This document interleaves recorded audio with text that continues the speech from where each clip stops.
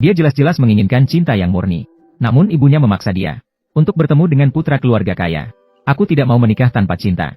Aku ingin menikah karena cinta seperti kamu. Apakah kamu ingin menggali kentang setiap hari seperti saya? Apakah kamu lebih suka menjadi perawan tua yang malang? Menjadi bahan tertawaan orang lain? Menjadi topik pembicaraan kasar setelah makan malam petani? Cinta memang menggoda. Tapi uang tetap tak terhindarkan. Maka dengan tidak ada pilihan lain, dia terpaksa mengikuti ibunya. Berencana untuk berpura-pura dan melewati situasi. Namun yang tak terduga adalah, sang putra hanya dengan sekali pandang langsung jatuh cinta pada gadis itu. Namun Jin tidak merasakan hal yang sama pada pria itu. Maka ketika sang putra meminta untuk bertemu, dia harus menolak ajakan pria itu dengan sopan. Karena dia juga, seperti kebanyakan gadis yang baru mengenal cinta, percaya pada cinta yang sejalan dengan jiwa. Jauh lebih penting daripada kekayaan, status, bahkan lebih penting dari segala sesuatu yang bersifat duniawi. Namun yang membuatnya tidak percaya adalah, keesokan harinya setelah kencan buta, sang pangeran membawa mas kawin. Ingin segera menetapkan pernikahan ini. Namun Jin merasa bahwa pernikahan tanpa cinta adalah benar-benar absurd. Maka dia mencoba memanfaatkan keluarga kayanya. Ingin menggunakan godaan materi untuk membuat Jin berubah pikiran. Jika kita menikah, maka semua kekayaanku akan menjadi milikmu. Aku tahu kau serius, tapi aku tidak terlalu tertarik dengan syaratmu. Saya tidak terlalu tertarik. Dia tidak bisa memahami wanita yang tidak terpengaruh oleh uang. Maka sebelum pergi, saudara memberitahu Jane, kadang-kadang, cinta bukanlah satu-satunya sumber kebahagiaan. Ia juga membutuhkan waktu untuk meresap. Namun Jane tetap teguh. Hanya pernikahan yang memiliki cinta adalah tempat akhir kebahagiaan. Namun penolakannya malah mendapat penentangan keras dari ibunya. Bahkan ayahnya juga berpikir, ini mungkin adalah satu-satunya kesempatan untuk mengubah nasib Jane. Dia bisa memberimu sebuah rumah besar. Pertimbangkanlah, tapi aku tidak suka padanya. Hanya karena di era feodal yang sangat kental ini, jalan terbaik bagi wanita adalah menikahi seorang pria kaya dan hidup sebagai istri yang melayani suami dan mendidik anak-anak. Meskipun begitu, Jane masih tidak ingin hidup tergantung pada pria. Dia sangat suka menulis dan bermimpi menjadi seorang penulis. Dia yakin wanita juga bisa sukses. Namun kenyataannya tidak semudah itu. Pada sebuah pertemuan keluarga, dia sedang dengan penuh keyakinan membacakan karyanya sendiri. Semua orang terpesona oleh bakatnya. Namun seorang pria tiba-tiba muncul dan mengganggu ketenangan itu. Saat Jin terus membacakan dengan antusias, dia malah mengantuk di sampingnya. Bahkan setelah pembacaan selesai, dia malah mengkritik karya Jin kepada temannya. Sebuah karya yang begitu kerdil dan rendah. Saya tidak begitu tertarik. Dan kata-kata ini, tanpa disangka, didengar oleh Jin di sampingnya. Setiap kata terasa seperti pisau tajam, menyakitkan saraf sensitifnya dengan dalam. Maka dengan marahnya, ia malah merobek semua karyanya sendiri. Seakan-akan semua kebanggaan dan keyakinannya pada saat ini hancur oleh penilaian yang tiba-tiba. Dan Tom sebenarnya adalah seorang pengacara muda. Namun karena kecanduan tinju dan keterlaluan tergila-gila pada kehidupan malam, maka sang paman yang kesal memutuskan untuk mengirimnya ke rumah kerabat di pedesaan untuk introspeksi. Namun secara tidak sengaja menjadi tetangga Jane. Awalnya mengira kedua orang itu tidak akan bertemu lagi. Namun tak disangka, Jane dalam perjalanan pulang malah bertemu lagi dengan Tom yang tersesat. Mungkin karena pengaturan takdir yang cerdik, Tom juga kebetulan melihat sekilas Jane lewat. Namun Jane tidak ingin terlalu banyak berurusan dengan orang ini. Namun ketika melihat penampilan kacau Tom, senyum tak terelakkan muncul di sudut bibir Jane. Seolah-olah kejadian ini sempurna untuk membalas penghinaan terhadap dirinya. Seiring dengan turunnya malam, di kota kecil itu diadakan pesta dansa yang meriah. Pria muda mengundang Jane untuk menari. Namun dia terlihat tidak terlalu cerdas. Namun selalu bisa dalam menari. Menginjak kaki Jane dengan tepat dan tanpa kesalahan. Hal ini membuat Jane merasa malu dan putus asa. Dan yang lebih membuatnya malu adalah adegan ini. Tapi Tom yang berada di lantai atas melihat semuanya. Sehingga rasa marah memuncak di dalam hatinya. Dia mulai mengeluh kepada temannya tentang kepura-puraan Tom. Namun yang tidak dia sadari adalah, Tom saat ini sudah perlahan mendekati dari belakangnya. Nona Jian. Jian seketika merah membara. Jika Anda bersedia berdansa dengan saya akan merasa sangat terhormat. Bahkan saat menari, keduanya tetap saling mencemooh. Dia membawa sedikit kesombongan. Seolah dunia berada di kakinya. Sementara dia membawa prasangka. Dia sama sekali tidak menyukai Tom di depannya. Mereka seperti musuh bebuyutan sejak lahir. Bahkan tidak tahan melihat satu sama lain. Dan sangat menolak satu sama lain.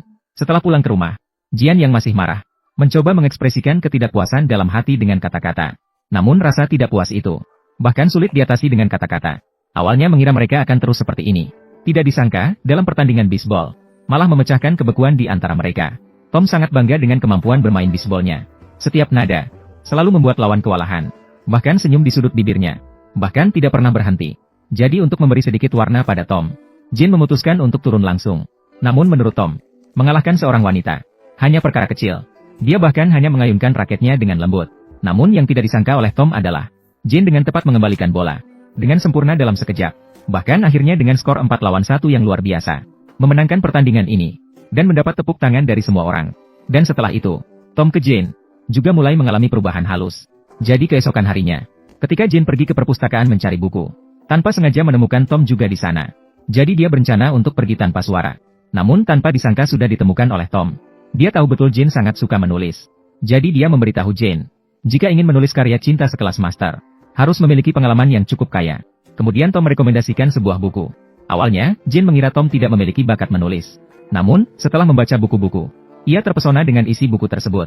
Gaya ekspresi yang berani dan inovatif membuat jiwanya terguncang. Sesuatu yang belum pernah dijelajahi oleh Jane sebelumnya. Namun, ia masih meragukan isi buku tersebut. Keesokan harinya, dia segera menemukan Tom dan mulai mendiskusikan pandangan dalam buku tersebut. Namun, yang tidak disangka olehnya adalah, Tom selalu dapat menggunakan cara berpikir yang unik untuk mengguncang keyakinan Jane. Hal ini membuat pandangannya terhadap Tom sedikit berubah, dan seiring dengan pemahaman yang semakin dalam, kedua hati mereka mulai saling mendekat. Mungkin karena mereka terlalu fokus dalam percakapan. Tanpa disadari, mereka telah berbincang dari pagi hingga senja. Ini hampir menjadi hari paling bahagia bagi Jane. Dan pada saat itu, mereka secara tak terduga menyaksikan sebuah pertandingan tinju yang tidak adil. Petinju profesional berpengalaman tidak memberi belas kasihan pada pemula, seolah-olah seperti binatang buas melawan domba yang tak berdaya. Dan setiap gerakan veteran penuh dengan niat membunuh. Dan ini membuat Tom di sampingnya tidak tahan melihatnya. Lalu memutuskan untuk turun tangan memberi pelajaran pada veteran ini. Namun hanya dalam beberapa putaran, Tom sudah dijatuhkan oleh veteran itu. Dan perilaku jujur dan berani Tom sekali lagi membuat Jane terkesan. Jika aku pernah meragukan integritasmu, tolong maafkan aku. Ternyata Tom yang terlihat bebas sebenarnya memiliki hati yang jujur dan baik. Saat ini, mereka saling menyukai, juga tumbuh secara tak terduga. Namun orang tuanya tidak terlalu menyukai Tom, tapi tidak bisa berbuat apa-apa terhadap pilihan putrinya. Jane tidak menginginkan seseorang yang kaya, tetapi dia harus menyukainya. Namun kakaknya masih berharap Jane bisa mempertimbangkan pangeran lagi. Karena seperti dia, seseorang dengan kekayaan dan status adalah impian banyak gadis. Namun dia masih enggan, bahkan agak menolak. Namun demi tidak mempermalukan kakaknya, Jane akhirnya menghadiri pesta dansa yang diundang oleh pangeran. Namun pandangannya, tanpa sadar di antara kerumunan, mulai mencari bayangan yang dikenalnya. Bahkan saat berdansa dengan pangeran, pikirannya selalu melayang. Mungkin itu keberuntungan. Detik berikutnya, bayangan yang dikenal tiba-tiba muncul di depannya, dan senyumnya mekar di wajahnya. Kesedihannya seketika lenyap. Namun adegan ini, dia mati oleh bibi pangeran. Sehingga setelah pesta dansa berakhir, bibi menemui Jian. Dia merasa keponakannya bisa tertarik pada Jane. Itu adalah keberuntungan yang dia peroleh dari kehidupan sebelumnya. Namun Jane dengan tidak tahu dirinya menolak lamaran keponakannya. Karena itu, dia bertemu Tom lagi. Selama Jane bersedia menikahi keponakannya, dia bisa menjamin kehidupan finansial Jane tanpa kekhawatiran di masa tua. Tapi bagaimanapun, bagaimana kamu bisa menyerah pada cinta? Juga bisa hidup dengan baik. Setelah mendengar semua itu, Jane merasa bingung dengan pikiran yang rumit. Dia tidak ingin mengikuti arus. Namun dia juga tidak yakin apakah ketegasannya benar. Hingga malam yang tenang, dia bertemu dengan Tom lagi. Bagaimana mungkin kamu bisa menikahinya? Meskipun dia kaya dan tinggal di rumah besar. Tapi bagaimanapun, bagaimana kamu bisa menyerah pada cinta? Merusak diri sendiri seperti ini. Tapi kamu akan pergi dari sini suatu hari nanti. Saat ini, keduanya sepenuhnya jatuh cinta. Jane tidak ragu dan bingung lagi. Dan Tom pun mengungkapkan rasa cintanya. Saya tidak punya uang, tidak punya harta. Tapi kamu harus tahu perasaanku. Jane, aku milikmu.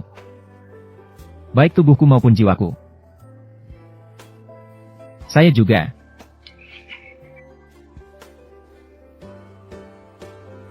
Keesokan harinya, Tom segera membawa Jane bertemu pamannya. Harapannya dia bisa menyetujui pernikahan mereka. Sedangkan pamannya awalnya sangat puas dengan bakat Jane.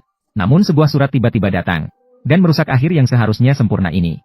Surat itu tidak hanya memutarbalikkan kisahnya dengan tuan muda, tetapi juga menyebutnya hanya sebagai anak pendeta rendahan. Pamannya sangat marah. Dia tidak bisa menerima Tom bersama gadis seperti itu. Jika tidak mendengarkan, maka dia akan kehilangan segala yang didukung oleh pamannya, termasuk kekayaan dan posisi. Dan Tom tahu, jika meninggalkan pamannya yang adalah seorang hakim, dia tidak akan menjadi apa-apa. Namun Jane sudah siap menghadapi segala kesulitan dan tantangan. Namun Tom ragu. Aku hanya melihat sikapmu. Aku sepenuhnya mengandalkan paman. Jadi, kamu berencana bagaimana? Lakukan apa yang harus aku lakukan. Aku bertanggung jawab terhadap keluargaku, aku tidak bisa meninggalkan mereka begitu saja. Jane tidak pernah menyangka. Benteng cinta yang tak tergoyahkan di dalam hatinya ternyata begitu rapuh.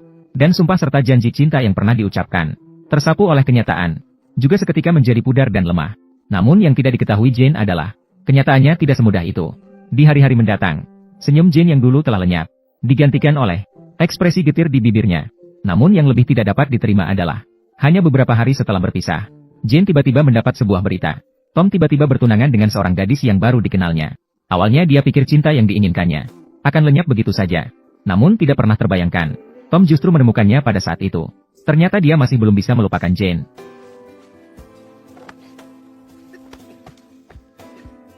Jika kita tidak bisa bersama, apa arti hidup ini? Mari ikut saya. Melarikan diri. Kita segera pergi ke London. Dengan begitu, kita bisa menikah Jumat ini. Dan ini seperti mimpi. Tak terduga cinta yang telah hilang tiba-tiba muncul kembali di dekatnya. Maka setelah kembali ke rumah, Jane segera mulai mengemas barang-barangnya, siap untuk segera melarikan diri dengan Tom. Maka dua orang muda yang gila karena cinta memulai perjalanan pelarian. Mereka pikir mereka tak akan pernah berpisah lagi.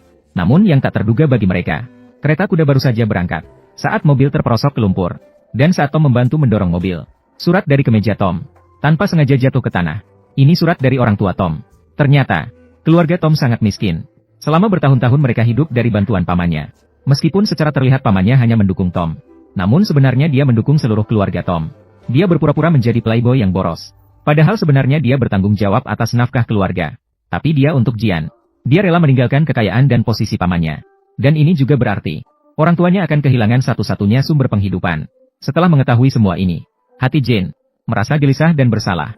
Dia tidak ingin hubungan cinta mereka merugikan keluarga masing-masing. Maka dengan didorong oleh akal sehat, Jane memilih untuk berdamai. Cinta kita akan menghancurkan keluargamu dan dirimu sendiri. Tidak sederhana. Untuk menonton.